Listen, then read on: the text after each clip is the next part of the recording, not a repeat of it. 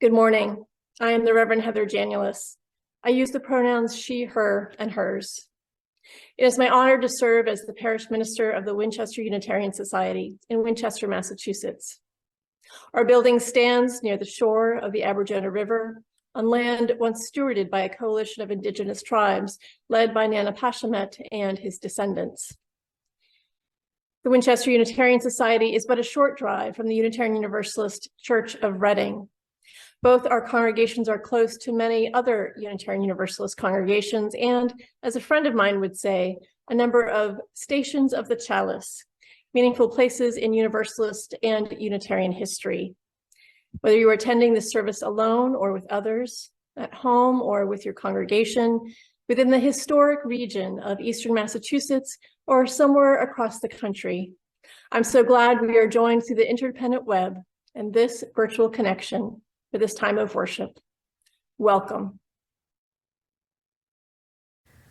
Welcome. My name is Reverend Laura Solomon, and my pronouns are she, her, and hers.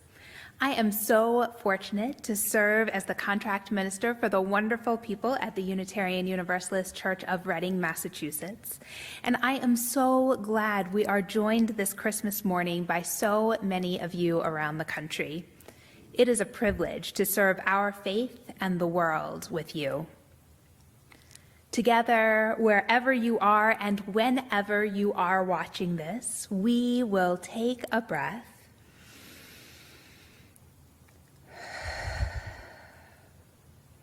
bringing ourselves fully into this worshipful space.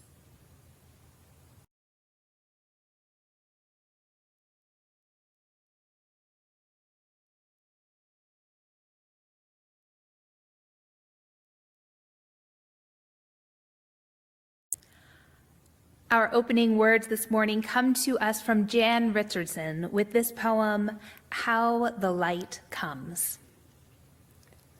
I cannot tell you how the light comes. What I know is that it is more ancient than imagining, that it travels across an astounding expanse to reach us. That it loves, searching out what is hidden, what is lost, what is forgotten or in peril or in pain. That it has a fondness for the body, for finding its way toward flesh, for tracing the edges of form, for shining forth through the eye, the hand, the heart. I cannot tell you how the light comes, but that it does. That it will, that it works its way into the deepest dark that enfolds you, though it may seem long ages in coming or arrive in a shape you did not foresee. And so may we this day turn ourselves toward it. May we lift our faces to let it find us. May we bend our bodies to follow the arc it makes. May we open and open more and open still to the blessed light that comes.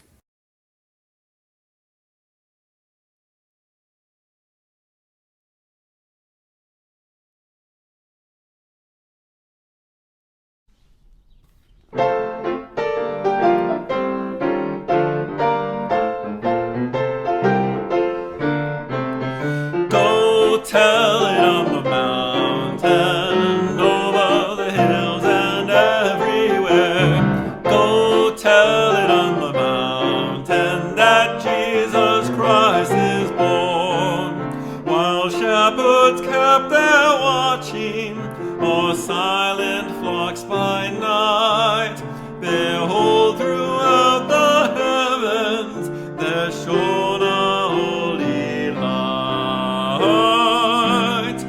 Go tell it on the mountain, over the hills and everywhere. Go tell it on the mountain that Jesus Christ is born. The shepherds feared and trembled when low above the earth rang out the angel chorus that hailed the baby's birth.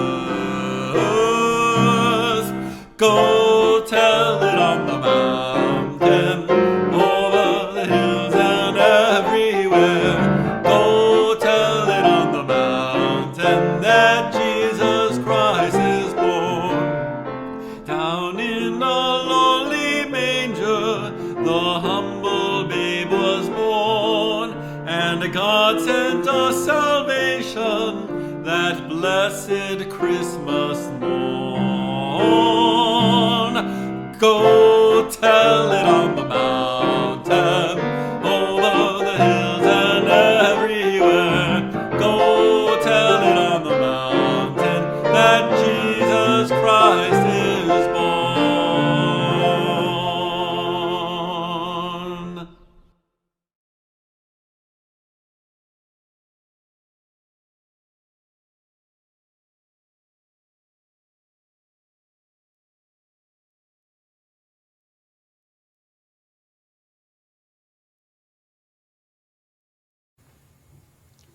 Good morning and Merry Christmas.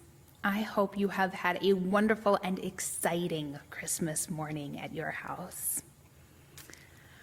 This morning, I want us to check in with our bodies.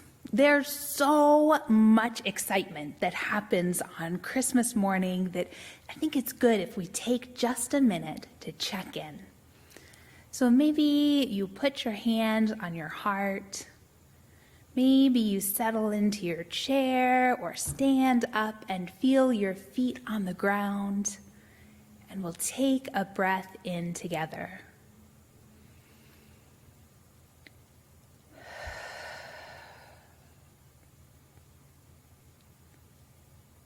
And then maybe you notice a sound that is far away.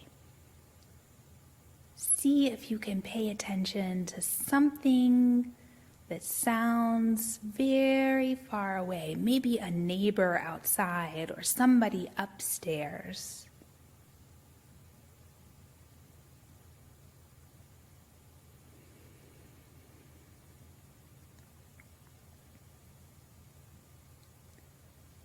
And then come a little closer. Pay attention to what's happening in the room around you. Maybe you can hear the heat, or maybe you can hear somebody breathing next to you.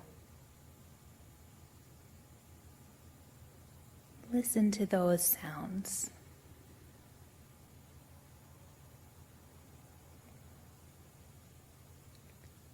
And then come all the way into your body. And notice what you feel inside your body. Maybe you feel wiggly or jumpy. Maybe you're ready for this to be over. Maybe you're feeling a little bit tired because you got up so early this morning. Just notice what you feel. And then when you're ready, you can open your eyes. So I wonder what you noticed. I can remember when I was a kid, I would sit on the top of the steps on Christmas morning, and I would feel excited about going downstairs, but also feel a little bit nervous. And then I would get downstairs and be filled with wonder that, oh my goodness, there was something exciting for me under the tree. When I feel that awe and wonder, I feel it in my chest. It feels like my heart gets a little bit bigger. And I don't just feel that on Christmas morning. I can feel that when I am out in nature. I can feel that when I'm with people that I love. And that's one of the challenges that we have now. Christmas comes just once a year, but the feelings that we have at Christmas, these feelings of love and joy and wonder, we can carry with us throughout the year. So this might be easy in the summer. In the summer, we could feel joy or awe or wonder when we jump into the pool on a very hot day. Or we could find a beautiful flower and be just in awe of how wonderful and how tiny and beautiful it is. But what about in February or March? Can we experience awe and wonder in February or March? I bet you could. Maybe you could find some beautiful ice on the ground and pay attention to the little cracks and patterns. Or maybe you have a particularly delicious cup of hot chocolate. Or maybe you go sledding and you go particularly fast. Or maybe your sibling just does something that is particularly funny and you are filled with feelings of love for your sibling. Then how about October? October comes and we're going back to school and we're already engaged in lots of work already. What could help us to feel awe and wonder in October? I wonder if you could pay attention to the ways the leaves crinkle under your feet, or the way a bonfire smells, or maybe working really hard on a school project fills your heart with pride. Pretty soon, we'll be back around to Christmas again and filled up with the awe and wonder that we can feel so strongly during this time of year. Wherever you are, and however you are spending your day today, I hope you are able to feel a little bit of wonder today and every day of the year.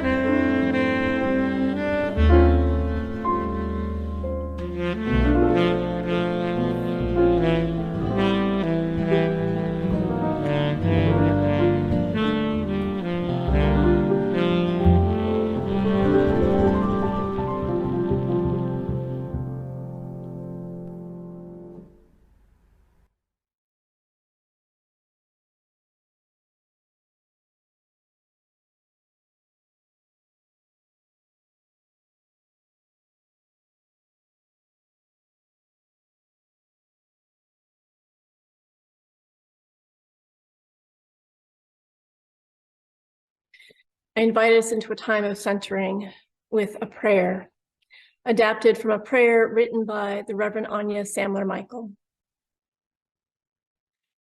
Spirit of love, we sit in the glow of ages, wound round stories that teach us some of what it means to be human and some of what it means to be God. The meditations of our hearts and prayers of our souls speak our independent needs, loves, and yearnings. May they collect for a moment in this, our common experience, as we direct them together in a spirit of petition. We seek the patience to peer long enough into the eyes of our siblings, that we may too see them as children of loving parents and caregivers, children of divinity itself. We seek the wisdom to pause long enough before making judgments that separate us from one another, that separate us from our own souls. We seek the strength to hold the lives that are placed in our care, not to protect them from every trial, no arms are that strong, but to hold them in love as long as love can be found. We seek the still small call to compassion that cannot be silenced by greed, fear, or anger, that roots so deeply in our humanity that it will out should we pause long enough to listen. For all of these, we give of ourselves in prayer or meditation, not to end with an amen, but so we might find the means to make our yearnings manifest in our world by the work of our hands and the proclamation of our hearts. Amen. And may it be so.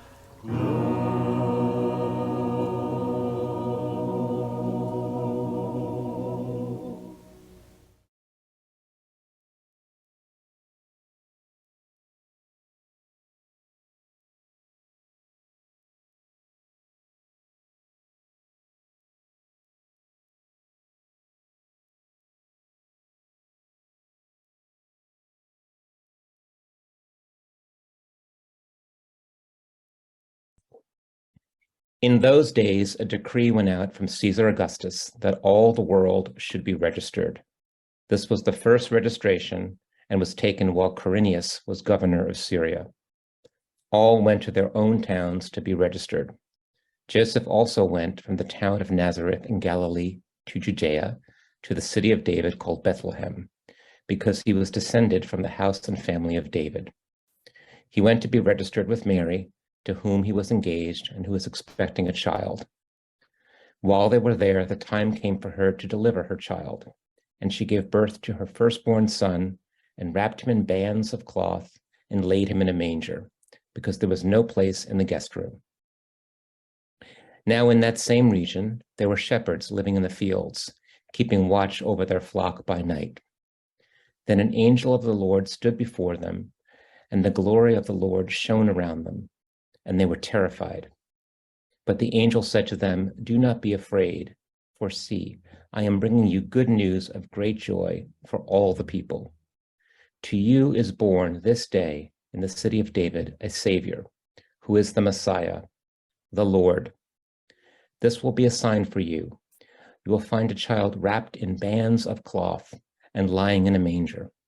And suddenly there was with the angel a multitude of the heavenly host, praising God and saying, "Glory to God in the highest, heaven and on earth, peace among those whom he favors."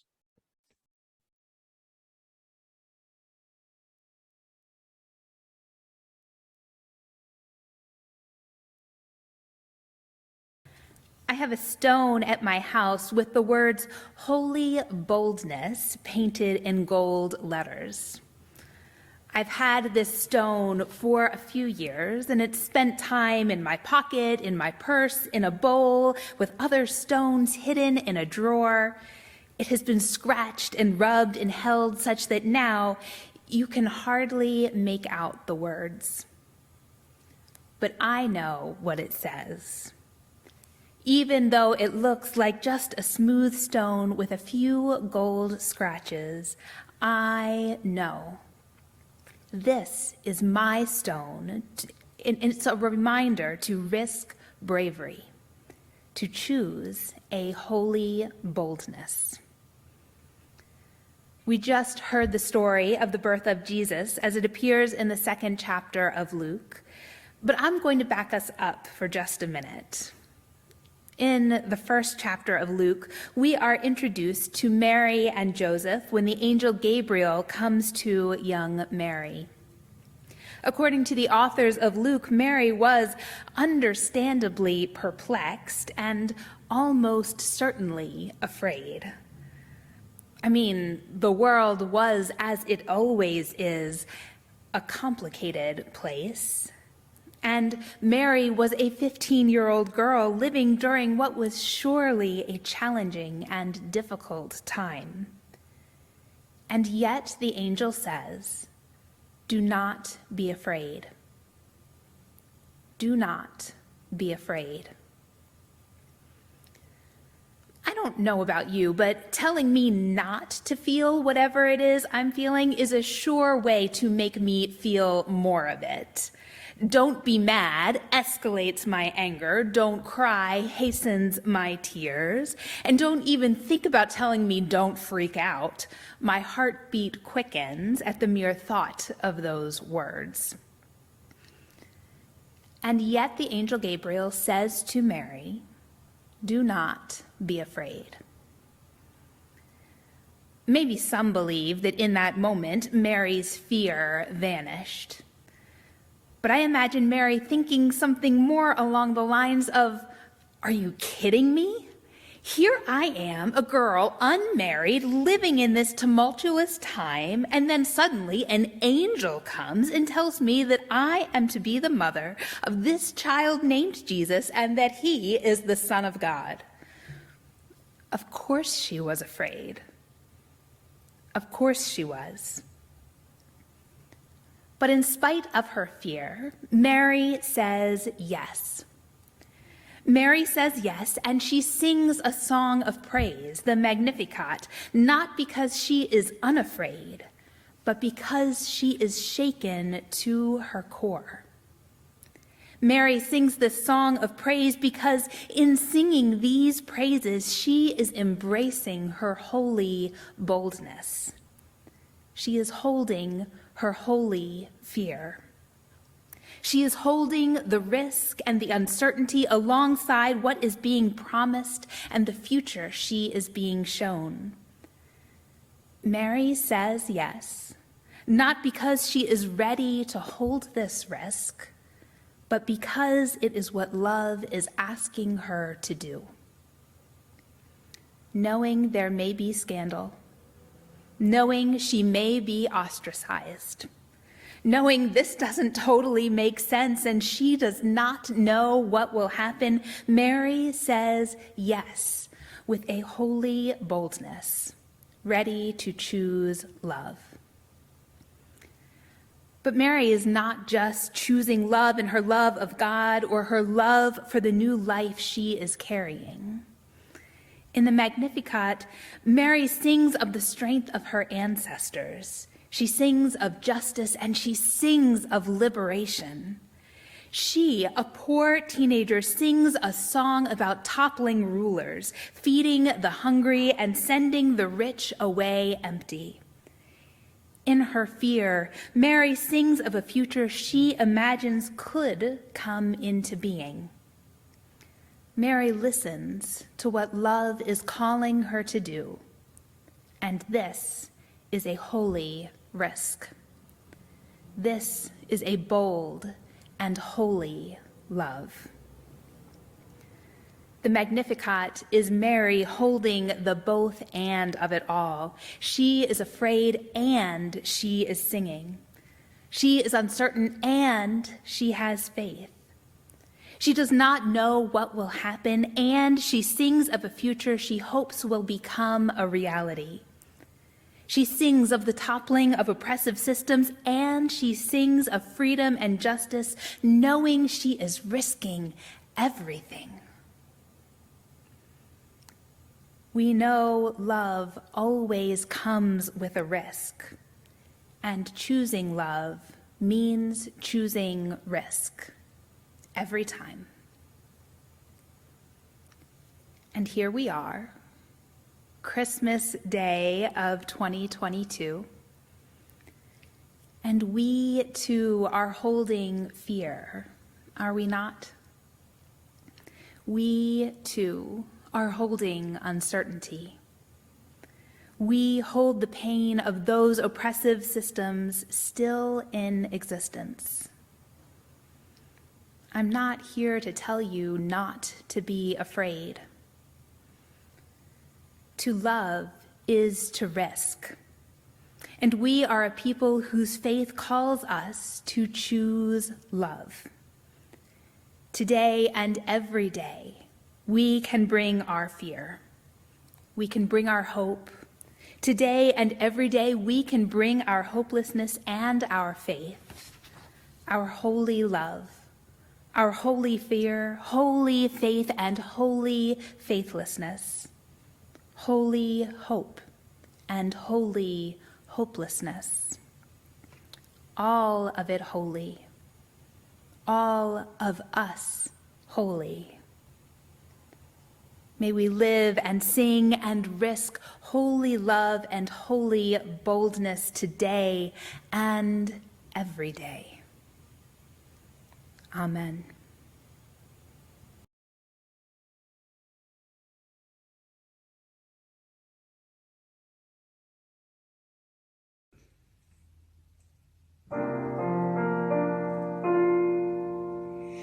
With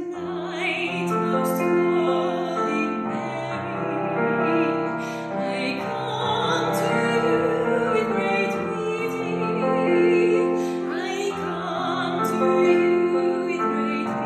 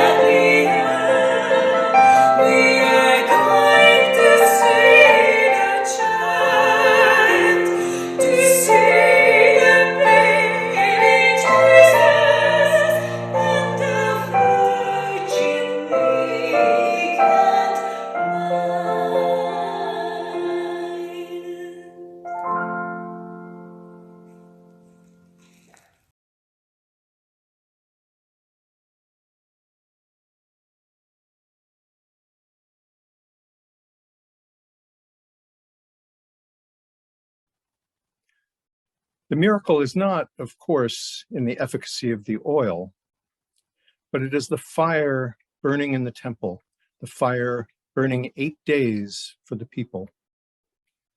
War, like entropy, is unremarkable, one thing happening over another. But in that day in Kislev, a few people walked into the temple, removed the bloody cloths and the faces of stone, wet some cleaning rags to the task, and using elbows and knees with eyes open, brought a memory of peace back to the old place. They lit the candles one by one. The flame is burning still.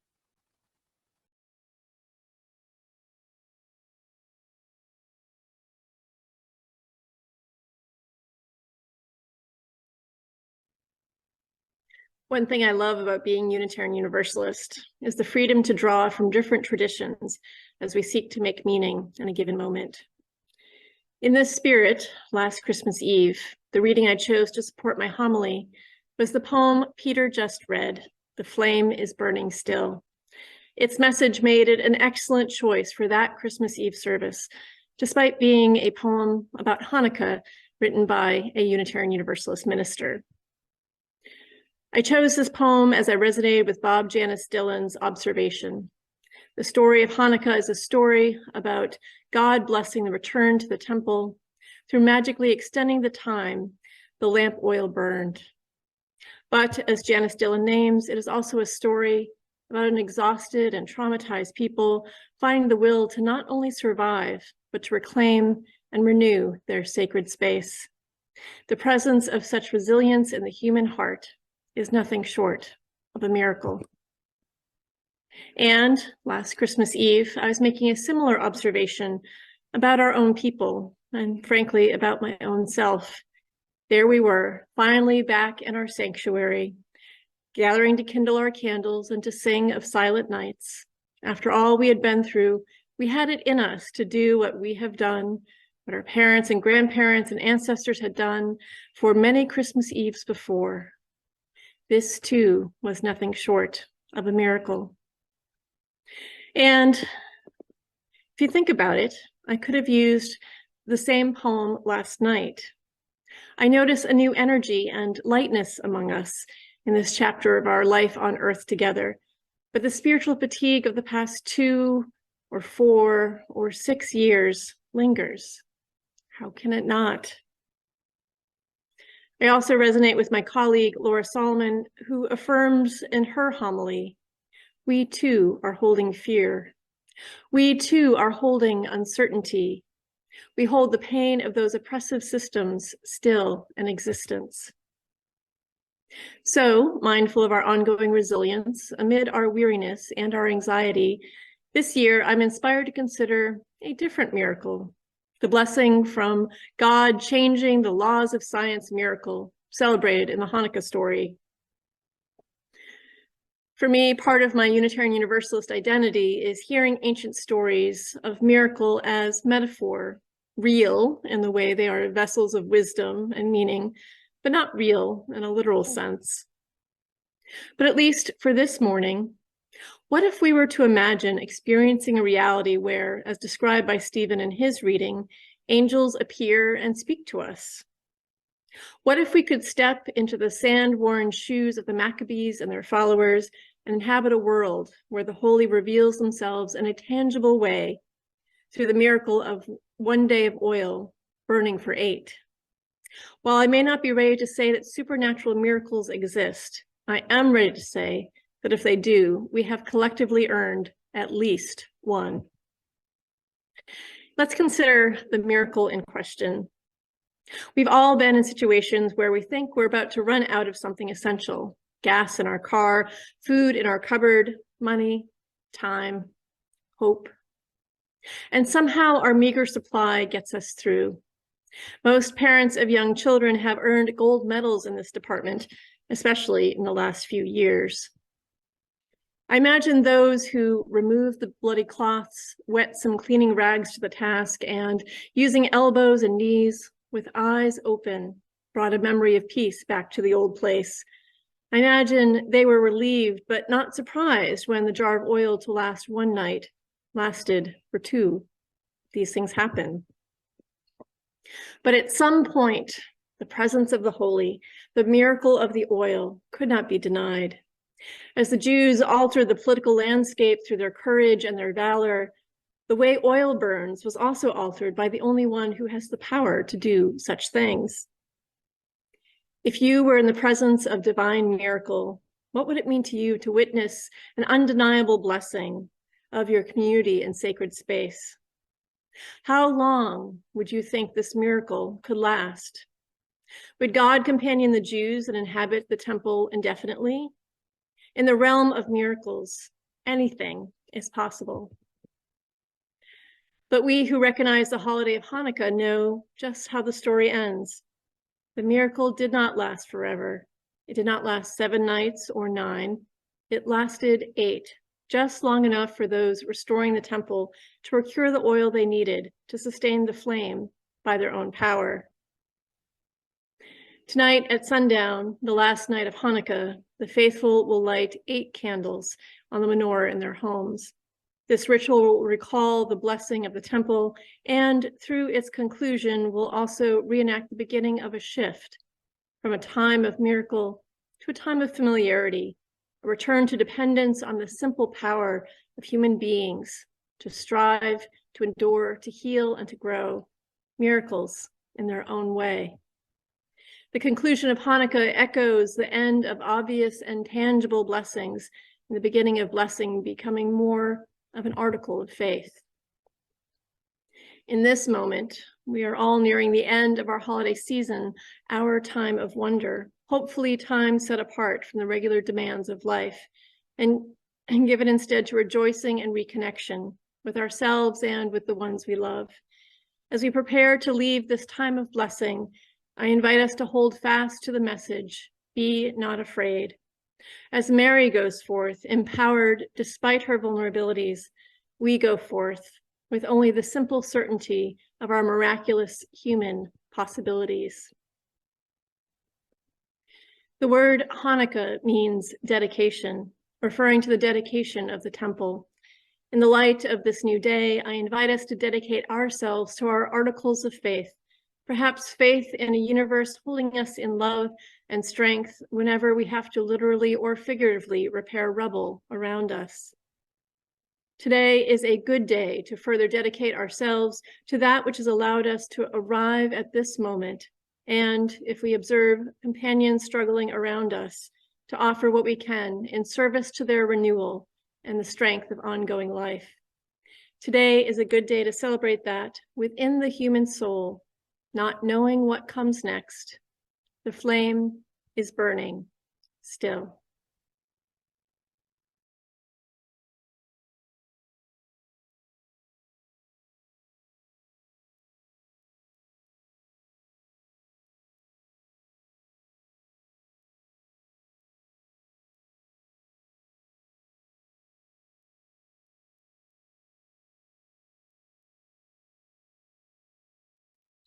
Good morning. My name is Liz Ammons. I'm a member of the UU Church in Medford, Massachusetts, where I'm chair of our board, and I'm also co-lead of the neighborhood support team for a family of Afghan refugees. Our church is providing rent-free housing for this refugee family of 10 people, including 4 children, who fled Kabul in 2021, spent 8 months in a refugee camp in Albania, and arrived in Medford last April. Volunteers from the church and from the community have been helping the family as they build their new life. The children are in school, the adults are finding jobs, and the health needs of the family are being addressed. But now that it's winter, our church faces the problem of how to pay for heat in the house where the family is living. Our congregation is small and vibrant, but not rich. Paying for the heat, which is predicted to run between $6,000 and $8,000, presents a major challenge. We're therefore extremely grateful to the Winchester and Reading churches for committing half of the plate this morning to pay for heat for this refugee family, which seems especially fitting today on Christmas, which is also the second to last day of Hanukkah this year and the day before Kwanzaa begins. In Christian tradition, we're asked at this time to remember a family far from home being given shelter by a stranger. In Jewish tradition, we're asked to remember a temple attacked, but the light not going out. In African American tradition, we are asked to remember the strength of community despite injustice. As we think of others today, especially those in need of shelter, hope, the strength of community, half of our offering will go directly to help pay for heat for this family of refugees from Afghanistan. We hope that you will give as generously as you can. Thank you. Here's how to give. How to give depends on your faith community. For the members and friends of the Unitarian Universalist Church of Reading, Reverend Laura is providing donation information to you directly. For Unitarian Universalists not affiliated with the Winchester Unitarian Society, your congregation has likely already made a donation on your behalf. As always, we encourage you to give generously to your congregation. For members and friends of the Winchester Unitarian Society, the following may sound familiar. You may give checks or may give by electronic donation. For those attending in person, a basket is provided in the Sims room for checks. If you wish to give a check later, you may mail your check to 478 Main Street, Winchester, Massachusetts, 01890. Please refrain from giving cash. For electronic gifts, text the number in your order of service or visit our website under the giving page. Please write or type Christmas Day in the memo line or the comment field. The offering will now be generously given and gratefully received.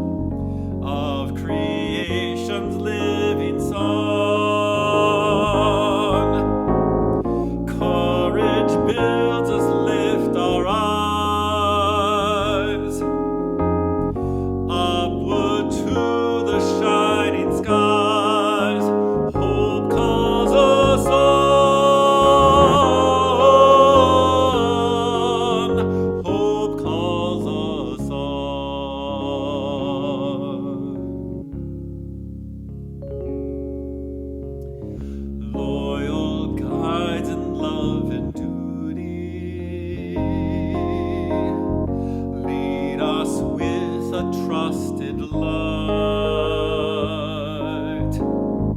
Blessed are they whose inward beauty shows the path of truth and right. Honor is their earthly prize. By their work we realize faith calls us on.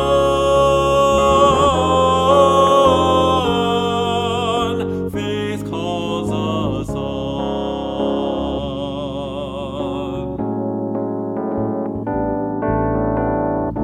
We have shared a radiant hour when the truth has made us free, and the Spirit's gracious power dreamed of good that yet can be. Bright the path before us lies.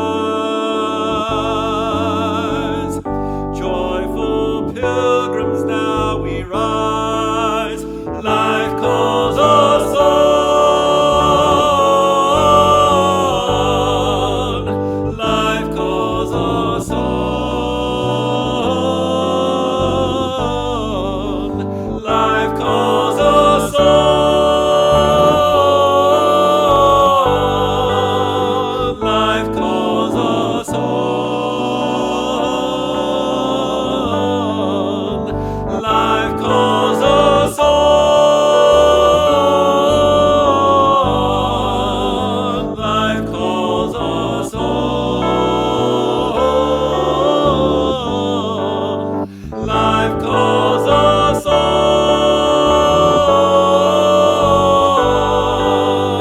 Life calls us on.